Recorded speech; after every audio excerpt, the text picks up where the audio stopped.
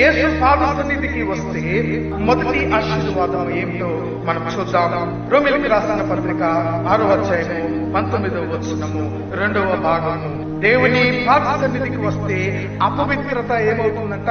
దూరమైపోతుంది అని అంటాడు. అపవిత్రత దూరమైపోతుంది. మనలో ఉన్న అపవిత్రాత్మ శక్తులన్నింటినీ దూరపరచుకోవటానికి దేవుని పాద సన్నిధి మనకు దోహదపడుతుందని మనం జ్ఞాపకం చేసుకోవాలి.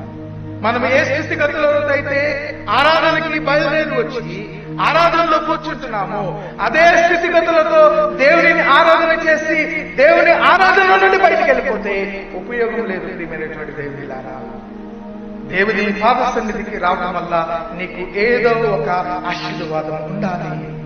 ఏదో ఒక ఆశీర్వాదం నీకు ఉండాలి. పౌలు ఈ రోమీ సంఘముతో జ్ఞాపకం చేసినటువంటి మాట, మనలో అపవిత్రతను తీసివేసుకోవటానికి సరైన స్థలము దేవుని పాద సన్నిధి అని మనం జ్ఞాపకం చేసుకోవాలి. దేవుని పాద సన్నిధికి రావాలి. దేవుని పాద సన్నిధిలో మనలో ఉన్న అపవిత్రతను మనం తీసివేసుకోవాలి.